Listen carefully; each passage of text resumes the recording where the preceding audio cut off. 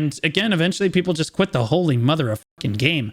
Well, this is what I was saying, is that like literally a year ago in January, we had a conversation where you and I disagreed, where like you were like, listen, the average everyday guy should be able to kind of catch up to gear. And I was like, no, I think that this is going to cause problems later down the line. And it's so funny because your feedback, which is, I understand, is like every...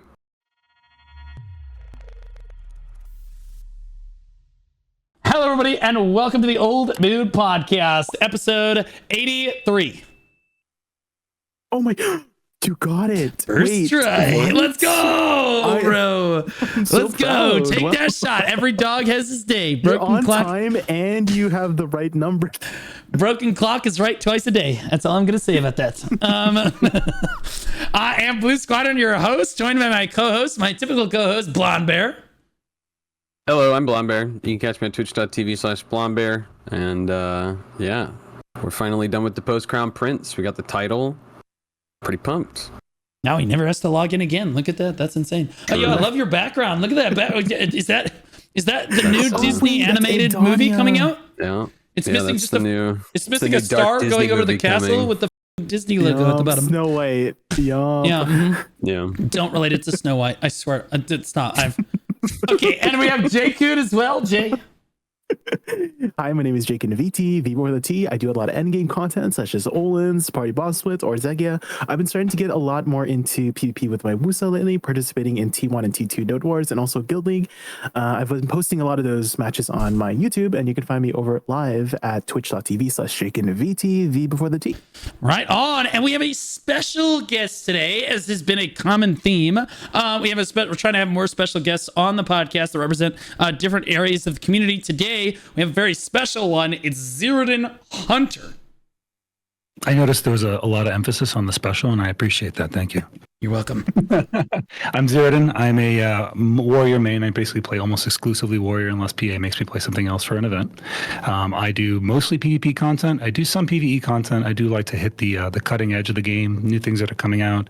And other than that, I kind of like dabble in some side games. I'm like, when I'm not playing Black Desert Online, I actually love my single player RPGs. So right now I'm working through Kazan, which is a Souls-like game, and I'm loving the hell out of that. And before that, it was Suikoden 2, and then High on Life, etc., etc. Yeah, absolutely. And Zeroden, you're quite a controversial figure in the Black Desert community. Overall, I'd say your reputation has actually improved over the most recent year or two here, which has been great. But you run a guild different than anyone else in the entire game, and some people they don't really vibe with that on a spiritual level. So why don't you give us a little bit of a backstory of what makes your guild different than everybody else? What are some of the things that maybe your guild does that other people don't do? And then why do you feel like you're the agitator? And then we can all go around, but I can definitely give the other perspective of the PvP scene on the other side of the fence as well. But why don't you kind of lead off, give us an intro to what your guild is like, and why is it that your community and your guild and your within BDO, so to speak, as you guys are about to find out, is so much different than everyone else's take. So I'm going to have to summarize what is coming up on 27 years of guild history here. So I'm going to do my best. So I started this guild when I was very young, and I was a kid myself. And we were playing a game called Mech Warrior at the time, and it was Mech Warrior 2 actually, and the game had in-game clan systems, and I was infatuated with this. I thought it was so cool. Clans had their own theme. There was Clan Wolf, there was Clan Jade Falcon, there was Clan Ghost Bear, and each had their own theme and colors and designs, and I loved that. So getting into this myself, I'm a very creative person by nature. I kind of wanted to make my own. So I've never been a part of a different guild in my entire life. I've never been a part of any other clans or anything like that. I've always been a hunter. So I started the Hunters when I was young. And as time went on, we recruited more people. We went from game to game. We went from Mech Warrior 2 to StarCraft, and then Mech Warrior 3. And then our first MMO that we played was a game called Grawl Online. And we carried the same traditions that the clan systems did from the BattleTech universe into Grawl Online. And we still use those things today. So a lot of the things that make the Hunters unique are if you look up clans from the BattleTech universe, we are almost one-to-one lined up with those, because that's where we come from. So what makes us unique is obviously that we are very much organized like a BattleTech clan.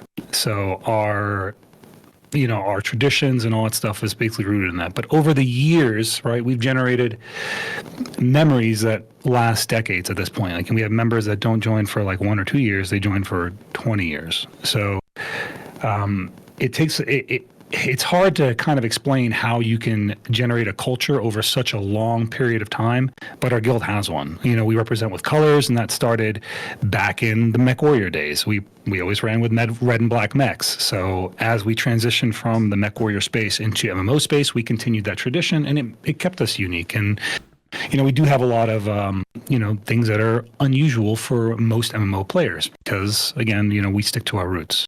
But we do modernize enough where we're still able to integrate into the games that we're playing. Yeah, absolutely. From the outside perspective, you guys have been accused of a lot of like what a lot of people would consider strange practices within guilds. And so the reason I wanted him to kind of lead off is that you guys need to understand most guilds in an MMO are just kind of guilds in an MMO. You guys get together, you play a video game, and then that's it. That's kind of surface level. You don't really talk to each other outside of the game. You're not exchanging your real names. You're not exchanging your phone numbers and stuff. But my understanding is that in Kinsworn, it's a much more personal, like, so when you join the guild, you kind of give like some of your personal information when you join the guild, and then everybody, correct me if I'm wrong, like kind of refers to each other in that respect, and there's kind of like a commitment there, whereas like you all know each other and you're all supposed to care about each other more. Is that correct? Yeah, so there's some layers to this. There's a lot of misinformation that goes around about this. People are like, to join your guild, I have to give up your social security number or your bank account. I'm like, where is that even coming from? That is some crazy fanfic. The information, quote unquote, the personal information you'd give in joining our guild, the Hunters, because we are a personal guild, is no different than if you and I were sitting across from each other, what you would tell me about you. I'd know your gender, I'd know roughly your age, and I'd know your name. That's it. It's not like for some kind of record-keeping purposes. It's because we are a very personal guild. At some point, many hunters that are here for those decades will meet each other in real life, and we'll have already known each other and spoken to each other for years now. If you think about your internet connections, right, the guilds you join, if you've been in a guild for more than a year, you start to build some pretty deep connections. Now magnify that by 27. We've met up in real life. We've gone to events together. We host our own events. We do like a hunter convention almost like every year, where we get together and we go to all the local areas and visit historical sites and eat, lots of awesome food at fancy restaurants and go to like the amusement parks and all the things in the area that they offer. We go out and experience life together. And we have people come from all over the world for that. We have members that come visit from Australia. This year we have a guy coming in from Belgium. He came in last year, never held a gun in his life. We took him to a shooting range, stuff like that. America, God, you got to take the foreigners to a shooting range. Yeah, it is what it is. Well, you understand that, like, so that already right there is a step well beyond what most BDO guilds are going to have you do. It's no different than if you were sitting across from me, but you understand that most BDO guilds, I've been friends with people for 6 years online. I don't know their real name. I don't know like what gender they necessarily are, or like it's never like I kind of tell with their voice and whatnot, but it's really not like I couldn't tell by their character. One of the common sentiments about the guild is, correct me if I'm wrong, I know how this works, but I'm getting you to explain it to the audience. So some people's criticism of Kinsworn is that some people say that you have to play the same gender in game that you associate as in real life. You want to elaborate on that? Because this is often a point that people like to touch on. Yeah, we actually did have a rule like that back when in the early days of Black Desert Online, when classes weren't so different. Because that is we have a gender rule, and if we're playing World of Warcraft where classes aren't gender locked, it's really not an issue. If you're a male, you play a male. If you're female, you play a female, right? Nothing crazy there, in my opinion. But in Black Desert Online, it becomes a real problem because now we're talking about play styles. And I really don't like to limit play styles for my own members. I think that sucks because the game can be very hard to engage if you don't enjoy the play style that you play. So we have caveats in the game where basically you can play whatever you want. There's just some extra steps. So, we have plenty of males that play female classes that main them. Like, for example, Azoth, he mains a Sork. Obviously, Azoth he's a male name. He's a male. So there's caveats in place that allow him to do it that follow our guild rules. But for games that do not have those types of restrictions, you play the class that you are. And I understand that might not be popular with some people, but understand that I'm not marketing my guild to the masses. Correct. The Kinsworn Hunters isn't looking for people for node wars. I'm not looking for people for dungeons. I'm not looking for people for world PvP content. We're looking for friendships that we're going to develop over a lifetime. And if that's not what you want, then there's about 1,000 other guilds that will do just the specific type of content that you want to do.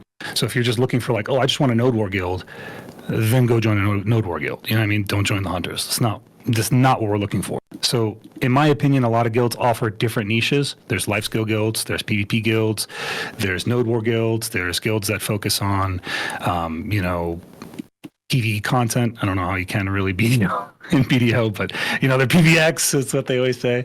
That's not us. We're a community guild. We're focused around the community. That's the first priority for the hunters. Right. And the reason I kind of emphasize these points is that you understand that to a lot of people in a video gaming space, this is all quite strange. If you understand it innately, it's not strange at all, right? You want to form relationships with people that you could meet potentially in real life, and you want longer lasting friendships, right? You're trying to develop this over time. But for a lot of people, this is a very strange foreign concept. A lot of people don't like or find it weird that you would hand out your personal information to somebody else online, even if it is just your name, right, and your age or whatever, or even your gender, or the fact that you maybe might play the same gender in game, even if it is only to guild events and things like that, right? That's kind of a weird concept for a lot of people, and so a lot of them have and you guys always wear the same colors. You guys wear red and black, basically all the time. I'm not sure if that's a guild requirement. Is that a requirement? Yeah, there's a color requirement. Absolutely, it's a uniform requirement. Okay, and so there are exceptions within the rule, of course, but generally speaking, yeah. I did want to kind of touch on that real quick. Go ahead. Yeah, go ahead. You mentioned, hey, it's strange for people to give out the real names, blah, blah, blah. Got that. Blue, and all the time that you and I have been friends, Jake, and we've been friends for years. Blondebear, you and I kind of talked more recently. We met in real life. Did I ever ask any of you your names in real life? I don't think so. Not once. You did ask me. You did ask me, but I didn't ask you. Yeah. You accidentally doxed yourself. To be clear. No. You literally asked me for my phone number, and you have my phone number, okay, and can call me. That's true. That's what it was. Yeah. We spoke on the phone, and I have a caller ID, and it's just correct. Because I pay for the subscription so that I don't get robocalls, and the ID comes with it. Yeah, no. Because bad example, but yeah, for them, yes. So I don't ever ask for people's names in real life, and that's the thing. I don't need that to develop a friendship with you, but if you're going to be a part of the hunters, we all want that base level of hey, we are real people, and we want you to be a real person. So it's one of those people have this concept, well, because I don't want to do that, I don't even want to associate with them. Then it's bro, we're not asking you to join our guild. And let's be honest here. I don't think I've ever even recruit spammed once in this game. We're not openly recruiting. People come to us. They join by reputation. Right. So it's not we're out there saying, hey, everyone come join the hunters because we need, ninjas for AOS or, witches for Node War. I don't care about that stuff. So, I think it's one of these things where social spaces are now moving from what would be IRL or outside or hobbies and activities outside of games to where, because online and video games are such a dominant space in a lot of people's hobbies, I feel now those are the same things as you going to church or going to a bar and meeting and having friends and family or whatever in these social spaces. I feel online has become its own social space where, I will get to know your name or get to know you. And I mean, obviously you guys are really close, so you're more like a family than anything, it feels like, but I don't think I think it seems strange at first, but once you if you want to be in a group of people that want to be, really close, and again, like you said, commit memories and stuff like that, I think that's the expectations that people want, right? I can make it real for you guys by giving you an example. Okay. So the type of relationship that the hunters are, there was one point in time we had a member who was not a U.S. native, right? He moved to the U.S. From, I think it was Puerto Rico, and he came here by himself, and he was living with his girlfriend, and they lived in a state that was like one state over from where I lived. At some point during his membership, he and his girlfriend broke up, and he had nowhere to go, and he also couldn't afford to live on his own. Now, he was working a job, but he couldn't afford to live on his own. I helped this guy by, I was like, hey man, I'm like, what do you have to do? What are you gonna have to do if you have to maintain this? Like, I'm gonna probably have to go back to Puerto Rico. And I'm like, is that what you want? He's like, no, I want to stay here. So I took him into my house and I was like, let's find a plan for you, what you want to do. He expressed that he wanted to join the military. As active duty military myself, I hooked him up. I was like, hey man, let me take you over to a recruiter's office and let them figure out what they're going to do and if you're even eligible. They find out he's eligible, but he's overweight. So the guy had to shed 20 pounds in order to be able to enlist. He made it, otherwise he was qualified. He had no drug history. He met the ASVAB standard, but he was overweight, for the military. So I ran with him every day for 3 months. And we worked out every day for 3 months until he lost that weight. He enlisted in the military, and he was graduating basic from Fort Sill, Oklahoma, because he picked an artillery job. And there was no one that would have been from his family to be at that graduation. He expected to walk out of a very, very critical moment in his life by himself. So when he went into basic, you get one phone call at the very beginning of basic, which is like, hey, this is my date, my graduation date. This is my graduation time. I love you guys. I'll see you at the end of it. He made that call to me, and he fully expected no one to be there. I road tripped to where he lived. I picked up every hunter that lived between me and him, and we were all at his graduation, and we recorded it, put it up on Facebook for his family in Puerto Rico, and that's the type of guild that we are. Cinema. Yeah, That's awesome. like that's where it's at. And again, that's just it's a different level of connection that you're supposed to feel with your other guild members, right? And again, like, so this manifests itself in game in many different ways, whether it be the outfit, having to wear red and black, or it be, again, this should still be a requirement. You have to change your name to something Hunter. Your name must have Hunter in the name. So yours is ZerodenHunter. If I were to join the Hunters, I'd have to rename to like Blue Squad Hunter, for example, or Castfire Hunter, or actually, that's a really good question. Yeah. So the people think that we like make their names for them. That's not how it works. So we have a requirement, right? And the requirement is simple: a unique one-word name. The problem that a lot of people have is the unique part. Everyone has a name that's like Sephiroth 49. Like, That's what I'm talking about. Like Frog Dancer, or I'm like, that's not a unique name. We want your name to be your name. And when you build your name in the Hunters, we want that to be your legacy. So that is the requirement. So like Cass, right? When Cass here, she's now the co-leader of the Hunters. When she joined the Hunters, before, we all had our heathen names, like names that we had before we were Hunters. Cass was Cassosphere. Chrysidra used to be Lethal Cleavage. Nice. She just got home and she's sitting right next to me, and I give her a lot of grief over her Lethal Cleavage name, but we all, we joke, we meme about it. It's funny. She used to be Lethal Cleavage, and that is not a unique one-word name. I would say that is a unique name. In fairness, if I saw Lethal Cleavage Hunter, I would be instant respect.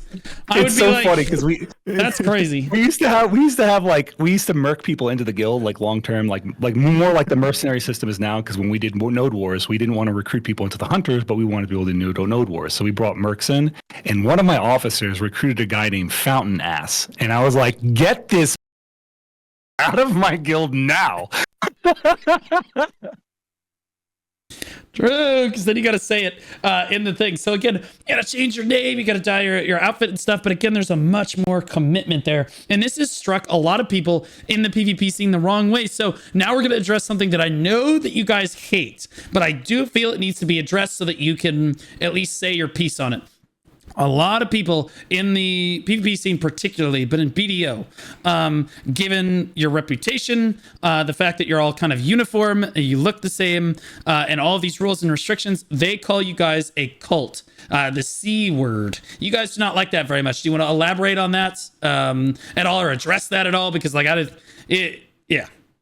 No, I mean, like I said, we've been around for a long time. I've seen this time and time again. I see it with very specific communities that have a lot of negative centers around them. Now, in more positive communities, that's not been the case.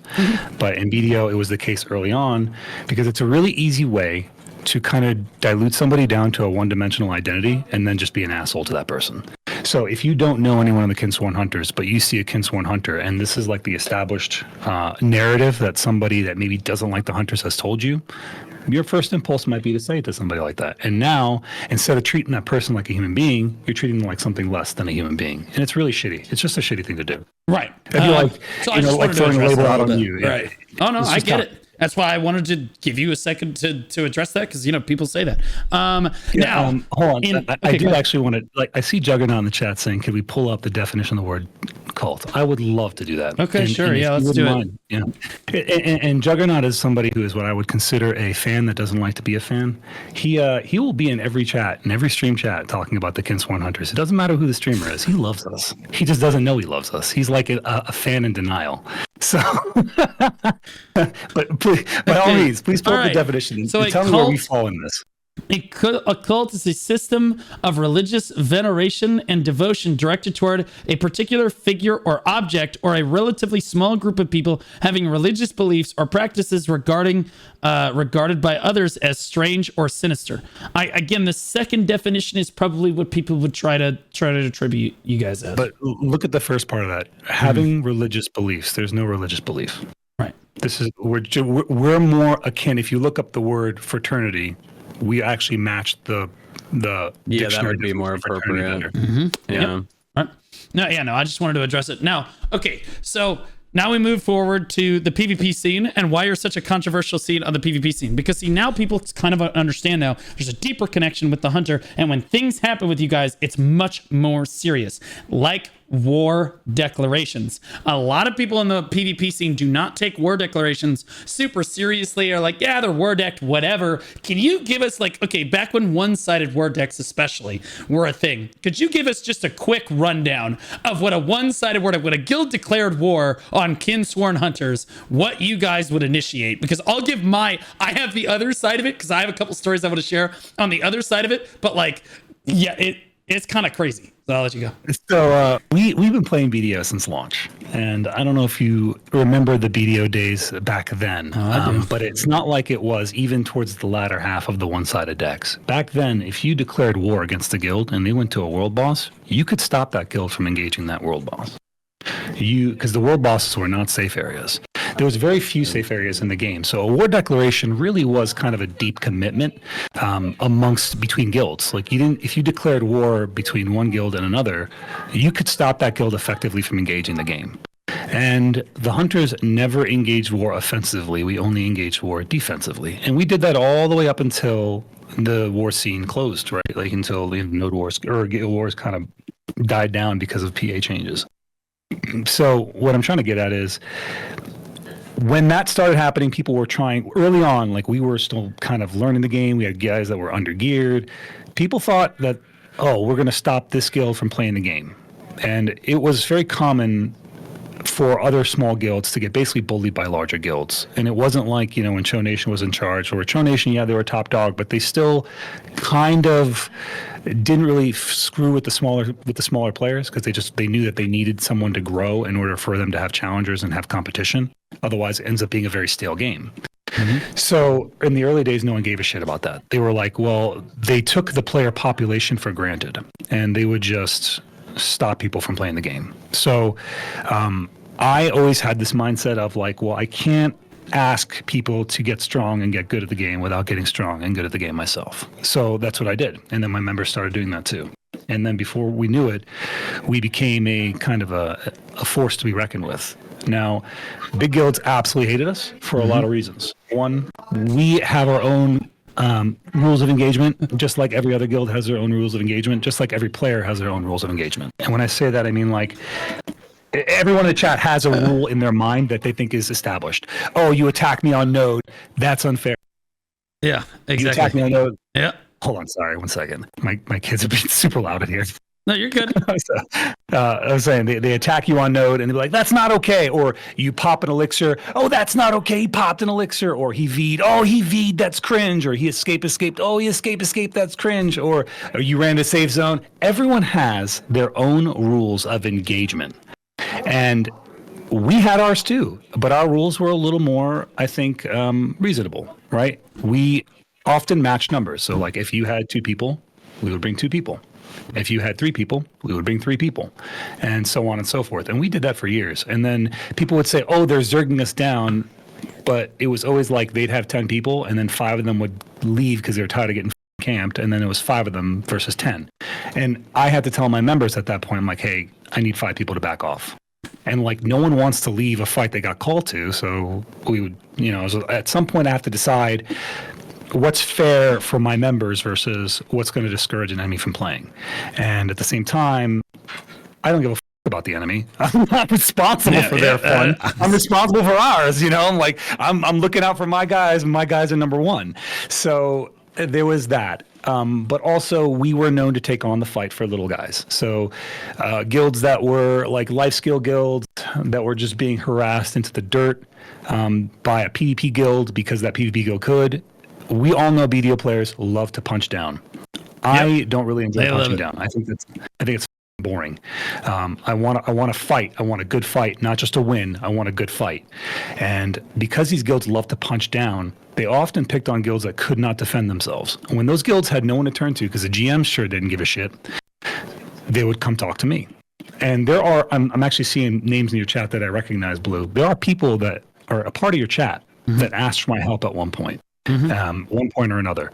And oftentimes, I can give you the most notorious case of this, which was Black Dragon. The GM of Black Dragon. Oh, God, bro. I ended that guild. I ended that. I think it was a multi-pronged attack, and it's going to make sense in just a second. Yeah.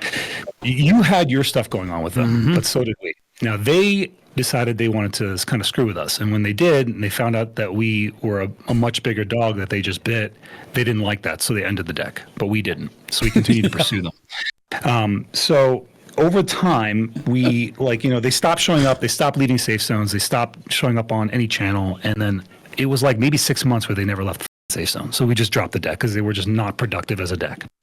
And then one day, maybe about 2 months after that deck dropped, they started harassing a new guild. And the new guild had a female GM. The GM of, what's it called? Black Dragon, his name was Heavensfeel. Yep. He went and doxed her by finding little bits of information, and then he went and looked for her outside the game. They found out that she had an inactive OnlyFans. He downloaded the contents of that OnlyFans and then started spreading that to other people in the BDO community with the intention to harass her out of the game.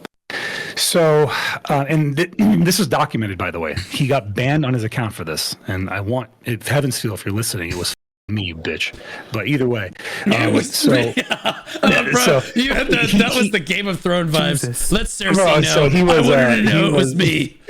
Yeah, he messaged, like, I was an ambassador at the time. I was a BDO ambassador at the time, and he reported me. No, that's the reason he got Ronan. banned. Yeah, he reported me to Ronan, and he was like, your ambassador's harassing me, so and so, because he had reported posted a recruitment spam, and in his recruitment spam, I had said, bro, this isn't OnlyFans, you can't recruit here. And he got really upset, and he reported that to Ronan. And then when Ronan came to me to talk to me about it, he's like, hey, you can't do this, Zeroden, you're an ambassador. I was like, bet. And I showed Ronan all the evidence of him harassing this girl, the DMs between him and other people in game and out of game to solicit, to spread those images. Like, let me put it this way. The advisor of Dandelion was just standing there watching them PvP. And he goes, hey, do you want to see this girl naked? And he named the player. I'm not going to say the player's name, but he named the player. And I was like, that's unhinged. And he sent him those nudes. And we had all that stuff. I sent it all to Ronan. And Ronan then banned his account. So, which in my opinion was a very well-deserved ban. And that player, by the way, stepped down from being a leader because she never wanted that experience again. Her guild died, all kinds of crazy shit. But you just don't do that to people in game. You don't reach out outside the game to harass them like that. Yeah, no, I completely agree. My experience with Black Dragon was that Drift Panda joined Black Dragon, and I was running Dismantled at the time, and he started all calling his guild to every single GVG, and we just ran those down, man.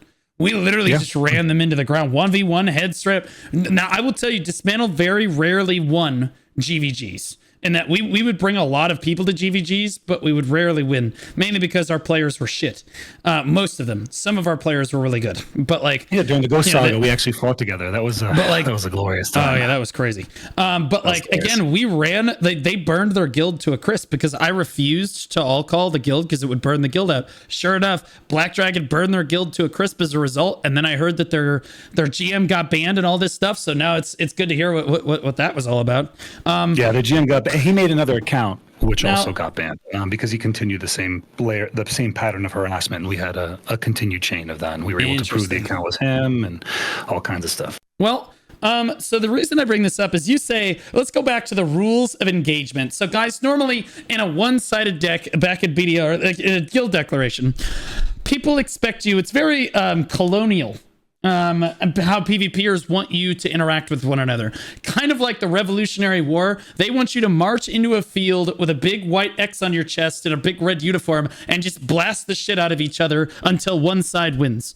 And the Kinsworn Hunters are much more like the Viet Cong in this regard. So when I tell you that their rules of engagement are different than most PvP guilds, they want you to just come out and they want you to just fight each other like what they would say like men, where you just go head to head and just fight until one side wins and then you lose situation. Kinsworn has no problem leaving an engagement, but you never wanted to declare war on them because they would find you, whether it be okay. So the one story I'm gonna tell about this is that like I always knew never deck Kinsworn Hunters because they're not gonna play. It's not gonna be fair by normal PvP engagement rules. They have their own definition of fair. Okay, so one time a guild deck goes out on Kinsworn Hunters in Dismantled, and like I'm just hanging out. I'm just bartering on my boat. I'm just hanging out in Discord with my friends. And my buddy Lane joins the voice call. He goes, yo, why are we decked on Kinsworn Hunters? Because he's like, and I'm like, well, I don't know. Some rando decked on them. Let him find out. And Zero, I think I messaged you. I was like, no, he'll find out. Like, let him... let him find out. He'll figure it out. And then Lane goes, no, man, these people are like the Viet Cong. And that's why I use that analogy all the time. He goes, I'm on my way to Garmoth right now. And right in the middle of the sentence, this dude hits a flame trap on his way to Garmoth.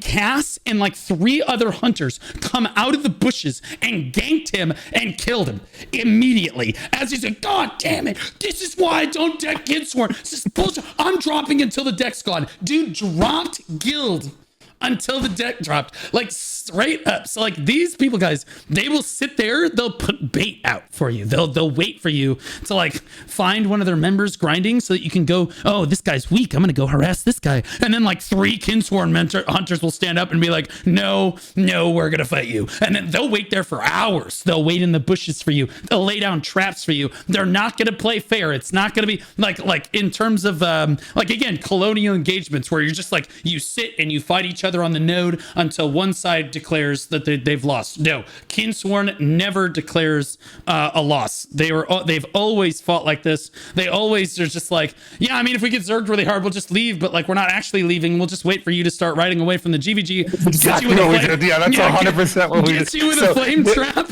and then just one of my favorite hunter wars in the woods, man, just like picking people off as they leave. Yeah, so go ahead. One of my favorite wars was actually in the woods over by Kama Sylvia. You know where Manshams is? Yep. There was I forget what guild it was. It was God, what was that guy's name? He was like a simp for the RP community. I forgot his name. Starts with a B. Bulwark, something like that. Mm-hmm. He ran a guild, and he decked our guild. And it was like me and like, I was out there by myself, and he brought about 15 people for me. Mm-hmm. And I was like, that's fine. You can bring as many people as you want. You're just not going to have fun. Like I said, my responsibility is my fun. I'm going to make sure that I have a good time. And that's exactly what I did. So when he brought out his 15 people, and I was like, hey guys, there's a fight happening over here. Anyone wants to come, you're welcome to come. And about 5 hunters came out. And we were like, you've seen The Patriot, you know, the scene where they're fighting in the woods, throwing axes and appearing and disappearing, and they called him a ghost. We were doing that to them. Yes. We were sprinting through with our dooms, knocking them over, murdering them, getting back on our dooms, running away, kept breaking them apart. They were so infuriated by this form of fighting, and we were laughing our asses off in Discord. We're just having the time of our lives, and it was just like literally just appearing out of the mist, killing a couple people, disappearing back into the mist. And for them, they were trying to ball up really hard. So by the end of it, they actually walked from Mansions all the way back to Calpheon as a big ball that was not 1 meter away from each other. And we were just like, kind of like circling the outside, like just waiting, like, you know, like a hungry dragon, just waiting for one of them to just kind of like slip away so we could just come in there and pop them. And every once in a while, one of us would blast through their group, knock the whole group over, and another one would come in and get a couple of kills and leave. It was great. Yep, that's exactly what I said. It was like colonial, like the Patriot. Again, I was like the Revolutionary War. I'm thinking of the Patriot, where everybody else is just blasting the shit out of each other with muskets in the middle of a field, like men. Kinsworn never said they were going to play by the rules. And back when one-sided decks were a thing, they were done playing with you when Kinsworn was done having fun with you. So like you would drop the deck, and then they would just keep it up forever. Yeah, we would hold it for months. We had what we called a self-nominative system, and if you did not self-nominate, we wouldn't mess with you. So we weren't like ever punching down. We only ever lobbed defensive decks. A guild would deck us, and then they'd be like, "Oh, what did we just do?" And then they'd undeck us, and I'm like, and I tell them, I'm like, "Look, I'm gonna have 6 decks up. You are now on the list. So until somebody comes and takes your place, and I'll decide what order I want to remove you in based off of your behavior. But until somebody takes your place, you're on the list. Like, you bought the ticket, enjoyed the ride." Yep. It's a FAFO situation. Fuck around and find out situation. So like this obviously has garnered a lot of animosity on the PvP scene. A lot of people are like, well, Kinsworn, they don't fight like men, they fight like real PvPers or whatever. And so why don't you stay on the node and get farmed with them? Dude, I'm telling you, you do not want to be decked on Kinsworn. It is not something that you necessarily want. A lot of PvP guilds kind of understand this at this point. Even Show, we're like, yeah, we don't deck those people. Those people are crazy.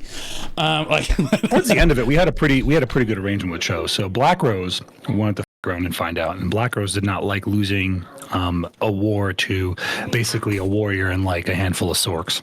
They were very upset about that, and they would constantly bring out Zergs for us. But Cho Nation was always looking for Black Rose, so it was like a lighthouse situation. We were like the flame, and then the moths would come to the flame, and then the birds would come and eat the moths. And in this case, Cho Nation was the birds. They would come over and just chew on those moths every time they came too close to the flame. So it was glorious. It was crazy. But this has also garnered a lot of hate with you. So you've been involved in a tremendous amount of like, bro, I feel like it used to be for a while there. It was like every other week there was some crazy people are making up Discord screenshots, or people are trying to dox you, or people trying to like to tear you down. And yeah, here you are.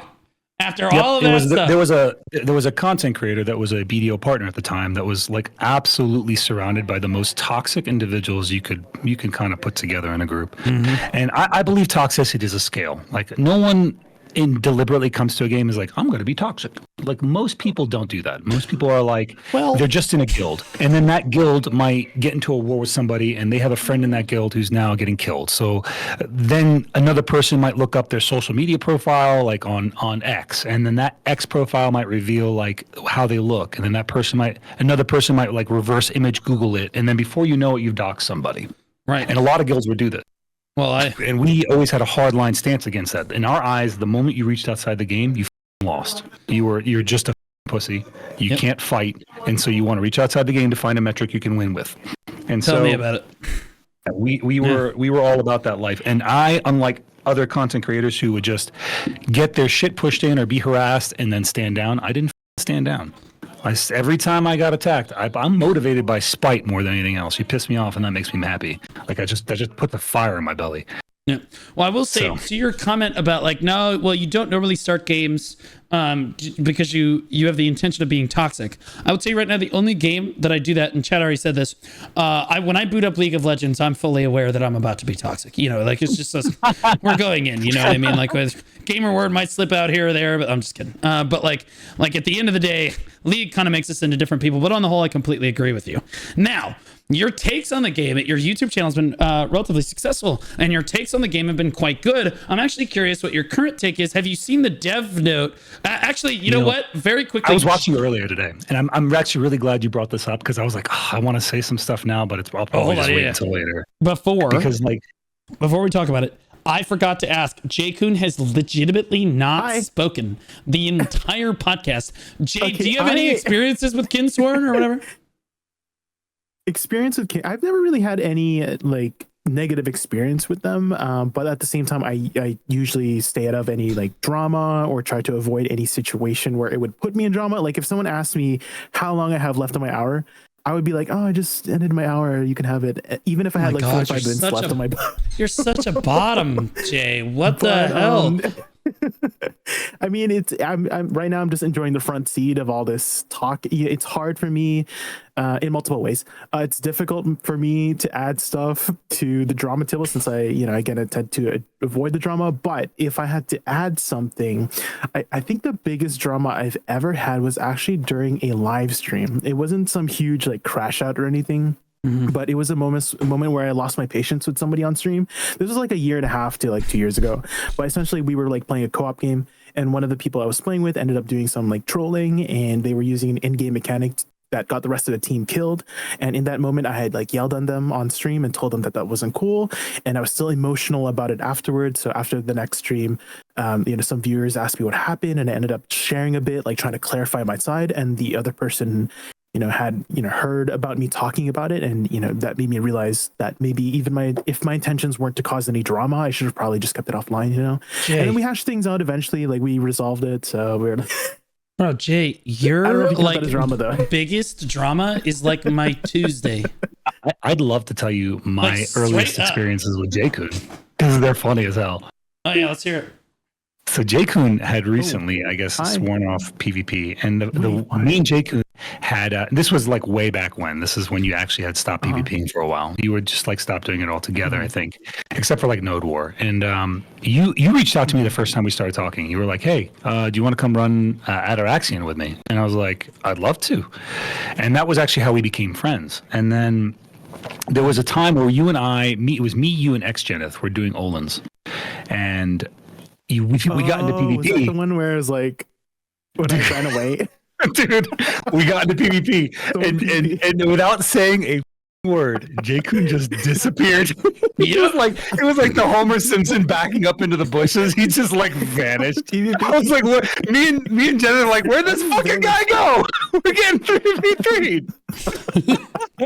I was on my shy. I didn't know how to PvP. He roached out, bro. Roach. Didn't say shit. He didn't even leave the party. He just vanished. He was just gone. It's a classic J move. He's gonna back out. Classic J move. Has all the gear in the world. All he literally has to do is hit somebody with a skill. Nah, bro. Out. It doesn't work anymore. Not a confrontation. In 2021. Dude, that shit was that to me was a core memory in BDO. Like he doesn't know, but he made that for me was a moment, and I'll never forget it as long as I live, Jay. It was like I was like, this just left us, but I didn't hate him for it. It was just like endearing. It's like as a part of his character to me. Blonde, do you have any experiences with Kinsworn at all? I mean, every time I've ever interacted with Kinsworn in general has always been positive. I don't think I've ever had any negative vibes. But I also don't like generate that kind of stuff. It's just like Jay, I'm not really in a lot of PvP stuff. So usually, I try to be as kind to everybody, no matter who they are or what they do. So I've had positive experiences, and then also between going out to the Oasis event, that was really cool, and meeting a bunch of them there, that was like really, really fun. Me and Zeroden had some fun doing karaoke. Cassandra as well. We had some fun doing karaoke at Oasis, so that was a really good time. Yeah, you were quite the singer at that event. Yeah. Really? Wow. Yeah, I don't know what he's talking about. Yeah, he was Blonde. He was good. and then him and Chris ended up singing. And I think Chris and La Perrette did like a duet at one point. It was great. It was a good time. Blonde's a freak. I've met Blonde IRL. Blonde's a total freak in the sheets. He's a good guy, man. He's an animal. I think that was like the first time we actually, even outside of like maybe partner chat, Blonde really talked. And the most people, the first time we interact them, have positive interactions with the hunters. It really does depend on what side of the sword you fall on. If you fall on the pointy end, you're like, I don't like those guys. You fell on the not so pointy end. Most people have had positive interactions with my members because we don't BM first. We're always really chill. Right. And then somebody starts saying some crazy unhinged shit, and then we just match energies. And you're just defending yourself, yeah. Yep. Okay, so now that we've gone around on this, now we're going to talk about something that everybody can at least contribute on. I apologize, Jay, Blonde. Let's talk about. Hopefully, you guys have had a chance to look at the dev note. I looked at it for the first time earlier today.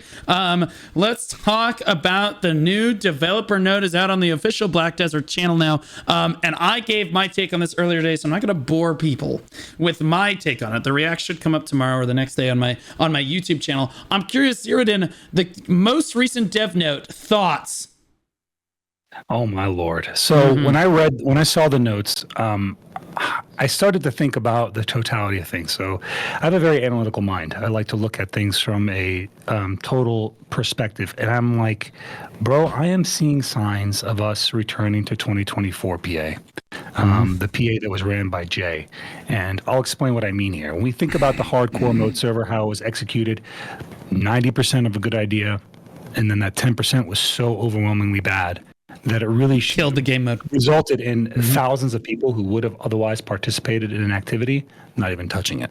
Yep. And that sucks. That's not great. And we have had a lot of small instances like this where in my case, they buffed our class, Warrior. We needed the buff. We were D tier. We desperately needed it. They're like, hey, we're trying to buff these underserved classes. And then within 9 hours, and it was exactly 9 hours of the buff being live, they announced a nerf. And I'm like, bro, what are you doing? Where are you getting your information from? What testing did you do? Where did that? I just was so baffled. And the nerf was pretty substantial, but it was still better than where we started. And then move forward a couple weeks, they announced yet another nerf. And I'm just so confused as to why they're doing these things without communication. Now, their messaging doesn't match their actions. And this is a resurgence of what we saw in 2024. So I was like, dude, I thought Wansu was the answer. Maybe it was Wansu this whole time that was jacking it up. I have no idea. But I'm curious as to your thoughts on that. Yeah, my thoughts on that are that I think that they may have benched Jay, but I think that they had the wrong idea, that they think that we hate Jae-hee Kim, and that's not the truth. We hate Jay's policy on receiving feedback and listening to the player base for the game.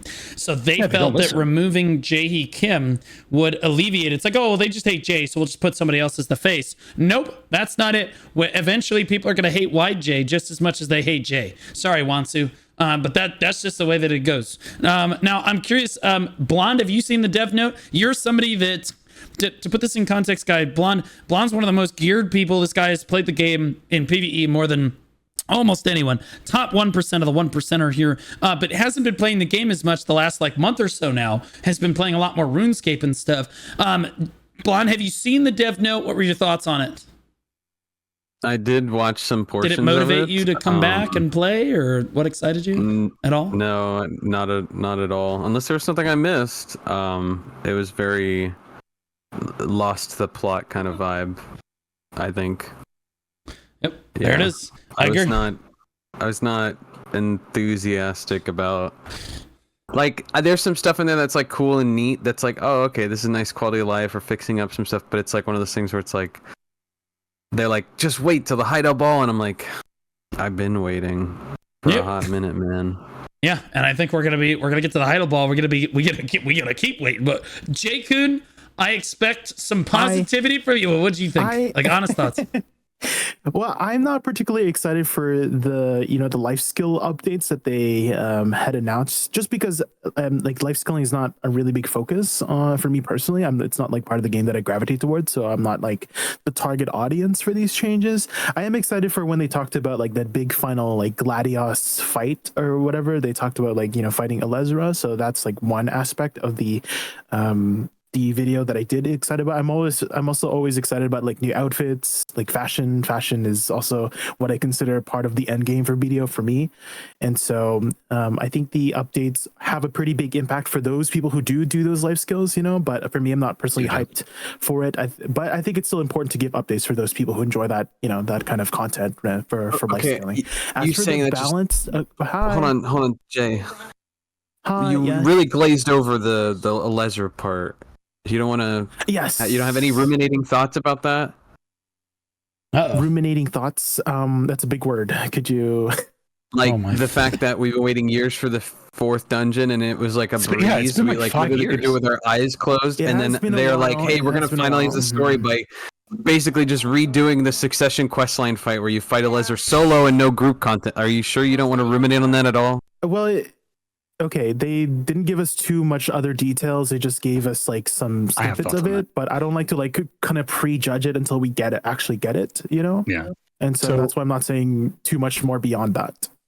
I have a thought on that, and this is why I didn't want to hate it right away. And I think, Jay, you might actually be on the same camp as me on this. We know that they do boss rush content, and the boss rush content is not bad. It's actually pretty good. I enjoy it when it works, and that's the caveat, when it works. If they introduce Elezra, and they really kind of messed up by making this boss rush content quote unquote a black shrine, but if they introduce Elezra as sort of like a black shrine boss, I think it would actually be pretty decent. So you just I thought it was going to be a group fight it boss, with the different calamities, and then they said it was going to be 1v1. They were like, it's going to be a 1v1, and I was like, he misspoke, right? It's going to be group content. There's no shot that they make it. Like they just don't listen, and that's realistically their entire problem. It's not all bad. Like I did a video back in September talking about a lot of the problems that PA has. And one of the biggest problems that we had with Pearl Abyss was the Cronstone issue, right? I don't want to take away from the conversation. I'm going to cycle it back. So the thing is, the Cronstones were such a problem because they were almost exclusively attainable off the market. Yes, you could buy them off of the vendor, but the way that you earn silver in the game versus the way that you would just buy silver, it was such a huge disparity. Nowadays, especially with the fishing update, it's a lot easier to get silver. So buying crons doesn't feel as bad. The reward mechanism is not good, but it doesn't feel as bad. So I think some of that has improved. And thanks to things like those boss rushes and those new content that offer silver, it has made that alleviated, because now you're not strictly grinding for those gains. You can do boss rushes with group content. You could do the hard mode stuff. You can do the individual boss rushes. You can grind if you choose to. You can do some Red Battlefield stuff, which is now more rewarding than it was, but still kind of jacked up because I have a whole other thought on that. But there are improvements that they've made, but they keep missing the primary issue. They're not rewarding the game mode you're playing in with the game mode you're playing in's content. Your PvE content should yield PvE rewards. What PA does instead is they make PvP content give you PvE buffs, and then they'll give a PvE thing that'll give you life skill buffs. Yeah, it doesn't make any sense. Well, that's part of making a competition for resources. So I do think that like adding PvE buffs to PvP content is absolutely fine, because you're going to have to PvP or PvE at some point if you're a PvPer. In order to go get gear, that's fine. But I do think that like there's been a stark like, okay, so my opinion overall, have I gotten everybody's opinion on the dev note? I think I went around and grabbed everybody. Okay. My opinion on the dev note overall was that it was entirely mid. Like it was just quality of life changes without really addressing any of like the core issues that I feel like people have with the game at the moment, or they just kind of write off all of the issues altogether that I think people have been complaining about over the last couple of months. didn't even really address them. Not one of them. Like the hardcore servers, all of the feedback on the hardcore servers all said the exact same thing. Allow us to play every class on the hardcore server. It's really not that difficult of a thing to mention. It's like, okay, yeah, we heard your feedback. We're considering it, any of that stuff. And to be clear, they shouldn't even consider it. And this is the problem with their feedback system, is when the entire community is unanimous on something like this, like that we all want this, and the feedback is from all sources, they should absolutely be listening to their player base on it. The problem is that they have basically shifted this game away from active BDO to passive BDO, to like basically AFK BDO, which is in my opinion the first step to quitting the game. So like for a lot of adventurers, they play less actively now because AFK fishing is really strong. Hardcore servers don't really encourage you, ironically, to play hardcore at all. The idea is to get out of it as quickly as possible with your daily in like 10 minutes, make your 900 mil and move on. Don't actually interact with the game mode at all. That would be crazy. In fact, the best experience for hardcore servers for the majority of players is if you don't interact with another player at all and you just do your PvE daily as quickly as possible and then make a beeline for the exit, which is not the correct way to design a game mode like that. And again, that it encourages more of an AFK approach to it, like where you're not enjoying the game mode for the game mode itself, you're enjoying the game, or you're enjoying the game mode because of the rewards, and eventually you just stop enjoying the game mode altogether because the game mode just sucks. And really, That's very valid. Really, all you need to do, and you saw this with the node war system, best rewards we've ever seen. If you win a node war nowadays, you get 25% drop rate, you get over $1 billion silver, and you get 50 life skill mastery, and a plethora of other things, scrolls, like medals, things like this, Voltarion stuff. But you'll notice that there's only, like, the vast majority of all the nodes are all basically empty, mainly because the node war system is so bad that people just don't care. It's not worth it. They just don't. Eventually, again, if the content is bad, eventually if the content is bad, it doesn't matter how good the rewards are. People are just going to stop doing it.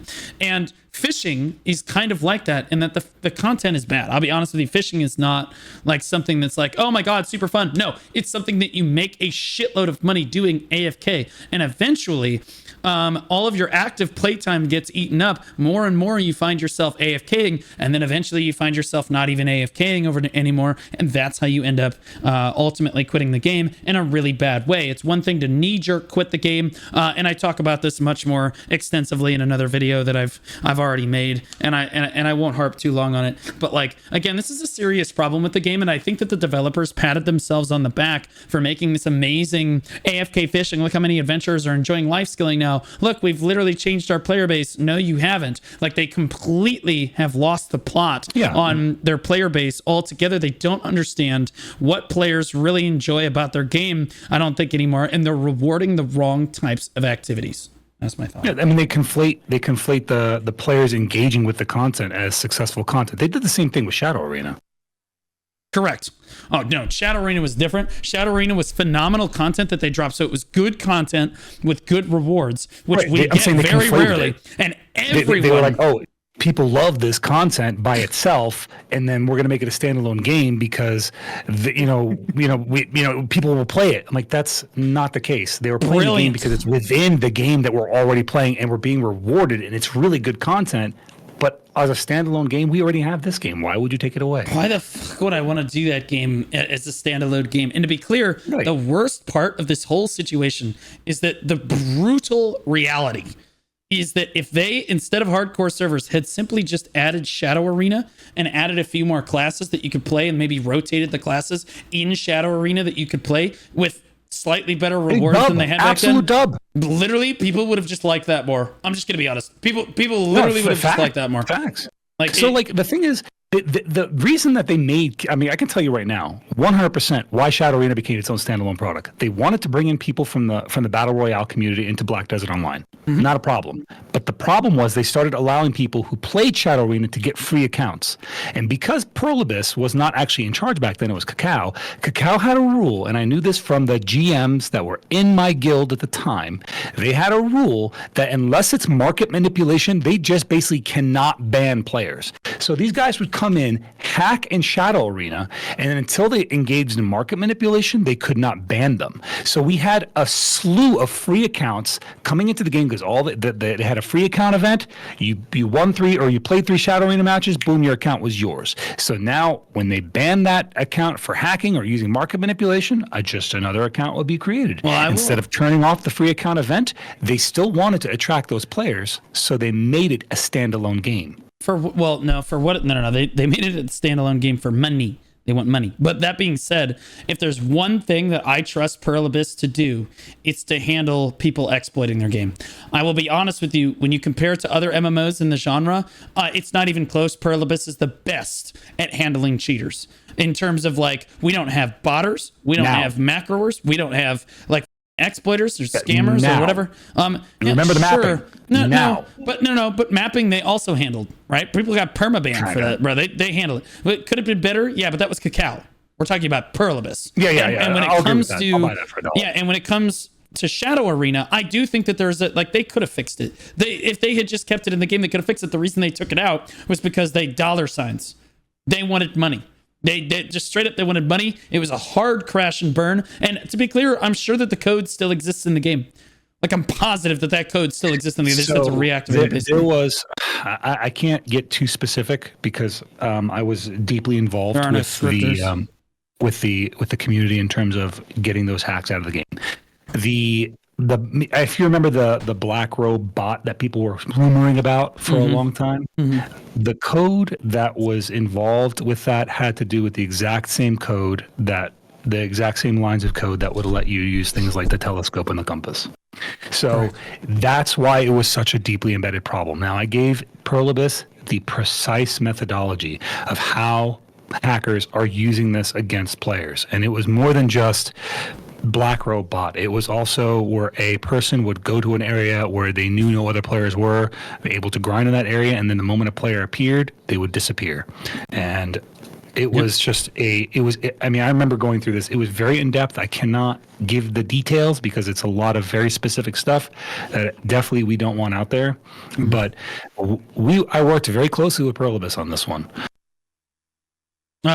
So at the end of the day, the question ultimately comes down to, for the dev note, was the dev note good? Sure, I gave it a thumbs up on the video, which, by the way, is uncommon for me.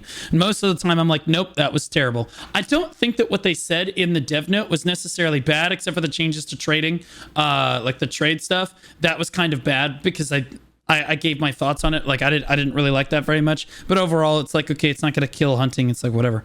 But like the rest of it was like, okay to like mid, right? I gave it a thumbs up, whatever, but it was not nearly enough of what I think people wanted, from their dev note. And to be clear, we're in the middle of, April right now. We have a month and a half, probably at least, until the Heidel Ball coming up. And I'm curious that Jay, you've been playing the game a lot less lately as well. Like Blonde has. Blonde said he wasn't motivated. He watched the dev note. I've actually been playing a lot. Okay, so you've been playing a decent amount. Yeah. Okay, so did the dev note want to motivate you to play more, less, or the same? I actually have been motivated not because of like any updates, but because of PvP. So, but not the dev note. Recently, I've been mentioning. Not the dev note. Okay. So I mentioned earlier, I've been doing like a lot of like guild league and like T1s, T2 node wars. And I've mentioned in the past how PvP has always been never my like cup of tea, for the game. I've been focusing just like on PvE yet. But after like being in this kind of a guild, like more like casual about it, there's no like pressure. It's always like positive vibes. Maybe I've changed my opinion to maybe I just haven't had the right flavor of tea yet for like PvP, and in this one it made me like inspired and motivated to actually like gear up more and put more effort into the PvP. So I've been actually like working really hard and grinding, like literally like the other day I did like 15 hours at Ash Forest, like live for like 15 hours, just grinding out my Dekia artifacts, just regretting all of the Dekia fragments that I've grinded at Olin's Valley because I freaking sold them because I'm like, oh, I'm never gonna use these ever again. But lo and behold, I'm stuck at Ash Forest now and at Olin's Valley to try and get more Dekia fragments. But yeah, I've actually been really motivated just because I found some like new thing to work on for the game. So okay, yeah, but okay, so overall, your motivation for the game is solid. It's just the dev note didn't affect it at all. So you're kind of a neutral stance on that. Blonde did not neutral, feel yeah. motivated by the dev note. Zeroden, I'm curious, did you feel like you wanted to play the game more, less, or the same after the dev note? Man, that's a loaded question because both. There are some like I love Black Desert Online as it is. To keep it a buck, this is the game I've been waiting for my whole life, right? Because it's an action combat MMO, and there isn't really one other than like Terra at the time that even stood up to it. So I was probably going to keep playing the game regardless, but the dev note didn't exactly encourage me. It reminded me that they're not listening. And that is what we saw back in September. Yep. There are choices that they're making that, while good, are so confusing in the way they're executing them. Like the system for which to turn furniture into scrolls. Yeah. Why would you not just allow people to put furniture items in the guild manor? As simple as that. Let people in their guild put furniture items in the manor, and now there's a hub for everyone to come gather around for their buffs and go do things. But I think they made the scroll system, and the scroll system is very convoluted. And I don't know if you know this, but the more complicated things get, the less likely people want to engage with that content. Well, no, I will say, I think that the point of the scroll content is to allow you to pop the buff more conveniently when you're at your grind zone. So making it in the guild manor, not going to help with that, but would help bring players together and group them up. Why not? Because you can teleport to the guild manor from anywhere. Why not? That is fair, actually. That is that is a good point. And so, yeah, I actually agree then. That is true. Yeah, because I mean, like that's what I like. Literally, I have my own furniture items in the guild manor, so I can do exactly that, right? And then for my guild mates, don't you guys start using this shit because I know you're in the chat. All right, I have emergency locations that I put in for urgent buffs when you guys need them. So when I'm like, hey, you're like, oh, I need an AP buff now. I have a spot in the guild manor that I give you guys those buffs, but because of the cost associated with that, it sucks. So if they just allowed me to be like, hey, these people can put items in the manor, that would, one, be cool. You could assign, like, let's say me and you are friends, Blue. Mm-hmm. You could assign me as a friend to decorate your guild manor with your stuff. Mm-hmm. That'd be cool. That's just it's like a dub. It's an objective dub. Or you could put your own things in my house, right? Then we together can like build a house. Like I have Chrysidra. If I want to build a manor with Chrysidra, I could do that because we could have like a house that we both work on. And that's fun. That's group content in a way. It's not PvP, it's not PvE, but it is a form of group content. And by turning the guild manor stuff where you could just go into the manor and just put some furniture down for your guildmates to grab, there is a life skiller in your guild who would feel fulfilled going around hunting and knowing that he is supplying your guild with buffs for God knows how long. Why is it not more integrated? I don't understand what the aversion from that is. Like there are so many guilds that have so many different types of members that like if you could have your life skillers be feeling like they're supporting other members of the guild, like it's like totally missing the plot. I completely agree with Zeroden, and I think the biggest problem is, and the reason the dev note did not resonate with people the way that it necessarily should have, is the fact that, like Zeroden said, he's 100% right. They literally, it sounds like I'm talking to Jay He Kim again. It sounds like, and Jay wasn't even the problem. It's the problem that Pearlbus doesn't want to work. Who asked for any of those changes? Like, I don't see that feedback anywhere. I'll be honest with you. I look at their forums. I'm probably one of the most dialed in people for the BDO community. It's gotta be their personal vision of the game. It's been so off target for kind of a minute, and I think people saw it and kind of realized it and thought maybe it was going in the right spot, and it's just kind of continued to veer way off course. Like, okay, like now, like I remember like literally all the episodes last year, I'd say, we'll see. All right, we're seeing right now that it is definitely not the right course. Are you saying that you don't want more scrolls and other shit in your inventory, dude? No. Well, in fairness, he had a great speech at the Calpheon Ball. He had a good speech that really gave players okay, this is gonna be different now. And now we fast forward a few months and we're like, nope, it's the same shit, just a different toilet mouth getting it to us. Like, respectfully, like, it is not I don't feel like the player base is listened to at all. Like, all of the... It was the highest voted forum thread ever of all time. Yeah.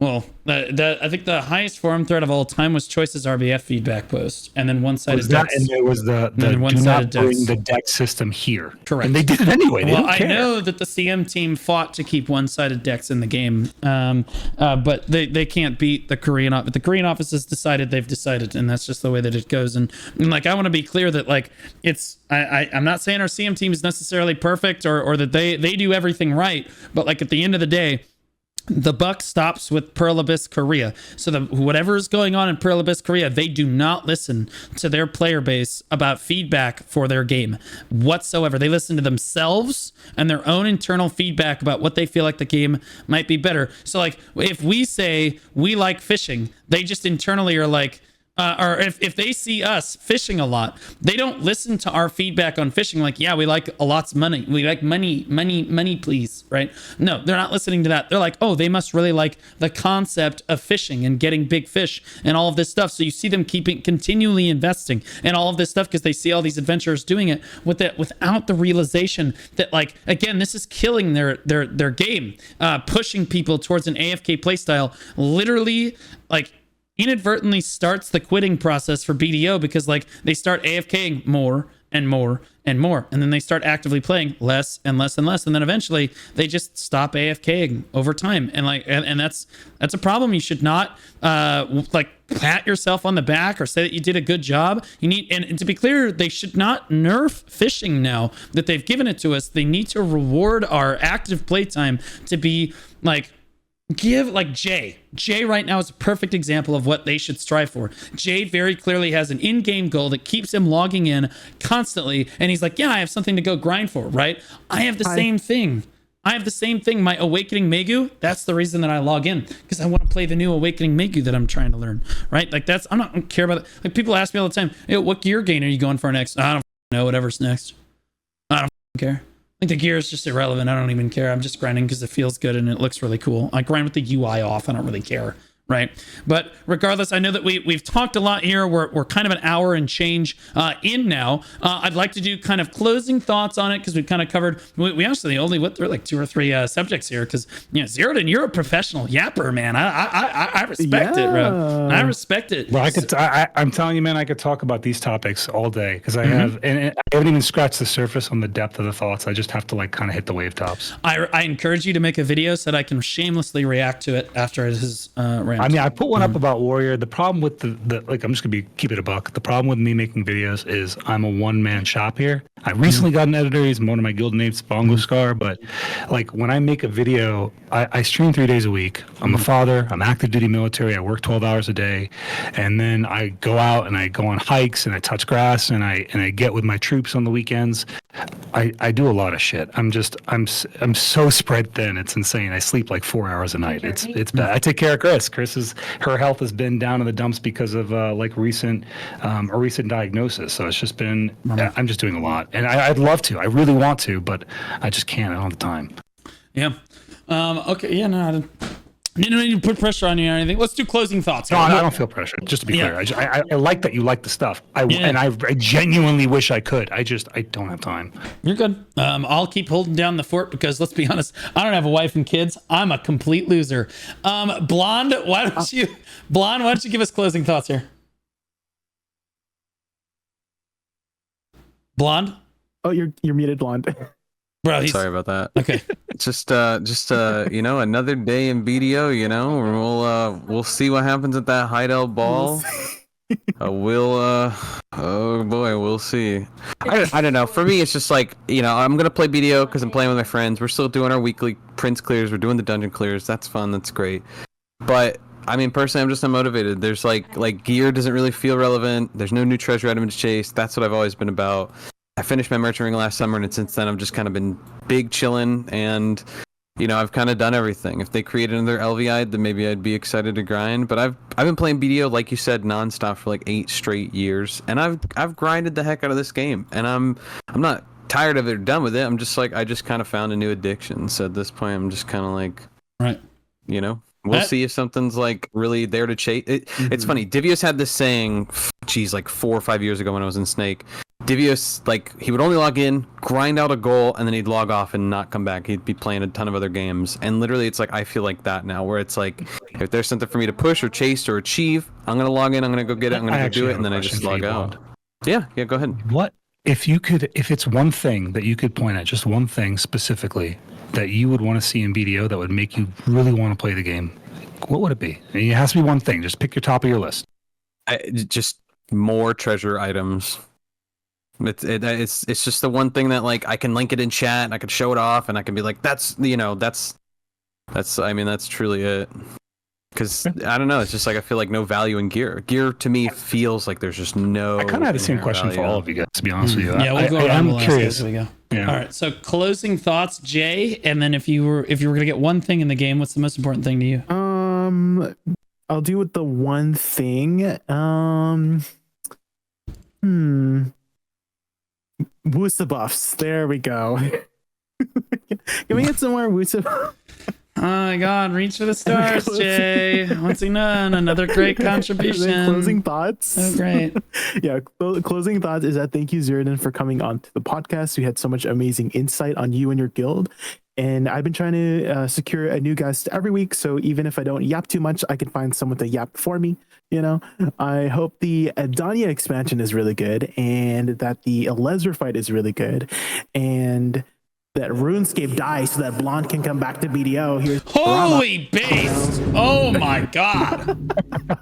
Wow, that was you can incredible. Watch me live at twitch.tv/JakenVT, V before the T. Right on. And then Zeroden, I want to say big shout out for coming on, guys. Remember, mods, can we get a shout out for ZerodenHunter in the chat? Fantastic streamer. He's also a YouTuber, father, life coach, you name it. This guy does it all. Zeroden, you want to give closing thoughts? And then one thing, if you could have it in the game and they would listen to you wholeheartedly, 100%, what's the most important thing to you? Okay. Shit, that's such a loaded question. But I already know what it is. Thank you, one, for having me on. This was a lot of fun. I've actually been watching quite a few episodes of the Old Moon podcast, and I was very honored when Jay came over and was like, "Hey, man, you want to come and be on this?" I was like, "I would love to be on it," because you have no idea. You guys have the podcast, and I'm sitting I'm like eating a meal, listening to it. I'm like yapping at you guys at the phone, and Chris can hear me. She's like, I'm like, I'm putting my thoughts in. I sound like I'm ranting at my phone. But either way, if I could have one thing in the game, I just want them to consider organic, meaningful PvP and reward players for the content they're doing in the content that they're doing in a way that makes sense. And what I mean is, like, if you're playing AOS, reward people within the structure of AOS that makes sense. Silver is always going to be a thing that affects everybody everywhere, but if you're life skilling, reward my content for life skilling by giving me the ability to life skill better. Or you already do that in PvE, right, by rewarding in the silver. If you're doing it in PvP, reward the PvP players in that content, whatever that form of content is. And PA just needs to do better about structuring that content so that the specific content that you're doing rewards the content that you're doing. Agree. All right, and I am Blue Squadron. I'd say if I could have one thing in the game, let me think. It's Node War changes. I want large scale PvP back. That's what I want. Not this half-assed large-scale PvP. No, I want a full Node War rework that makes us all very excited to go out and gets people really excited to come together as guilds and do large-scale PvP again, because I think then, once you have Node Wars, then you will have open world PvP, then you will have GVGs again, then you will have actual content back in the game. There's just like you'll have the so many vision. ways to do about it. In my opinion, Node Wars are the biggest thing. But like obviously that's just me. Remember, guys, you can catch me. You can always catch the podcast. Comes out on my YouTube channel on Saturday. It also releases on Spotify and Apple Podcasts. So for those of you watching this on Twitch, it actually happened on Thursday. Normally it doesn't happen on Thursday. Normally it's either Wednesday or Friday evenings at 8 p.m. CST or 10 p.m. PST, or wait, 6 p.m. PST. For our North American viewers. And again, you can remember to hit that follow button, the like, comment, subscribe. Guys, we do read the comments and we love to see people recommend people to be on the show. Zeroden is on the show because you guys recommended that he should be here, and our boy Jay made it happen here. So big shout out to Jay Kuhn for making sure that our special guests look good every week. So let us know who you guys think should be on next. And if you agree with our topics here, make sure you be friendly, at least to Blonde Bear in the comments. You can rip me to shreds, but yeah, be friendly to them. For all of us here at the Old Moon Podcast, guys, have a... Oh, wait. Most attractive character, or I'm sorry, not most attractive. I mean, the coolest character here. Dude, there's this guy in the red in the center. I knew Oh, yeah, Blonde the just guy with immediately armor. jumped on the I see him, I low-hanging see fruit. him. Dude, Yeah. that guy looks so cool. Yeah.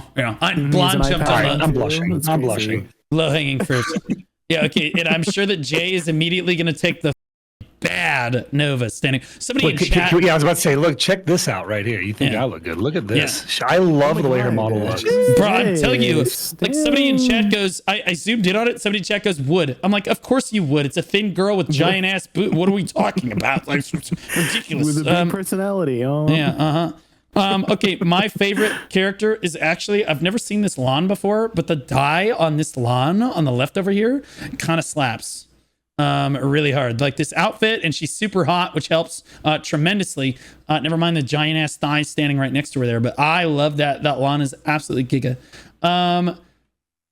Let's see, I think Jay, did you already choose, or did I? Yeah. Yeah. The guy with the eye patch, or the woman Okay, so with the big both shield, blonde and you know. both blonde and Jay are pussies because they chose Zeroden. Okay, Zeroden, I'm the one who's gonna tell it to you. Wow, they're dancing. Yeah, that's crazy. That's insane. The RP is crazy. The RP goes crazy. Anyway, Oh my God. guys, me from turn all of you us here at the Old Moon Podcast, have a great rest of your week.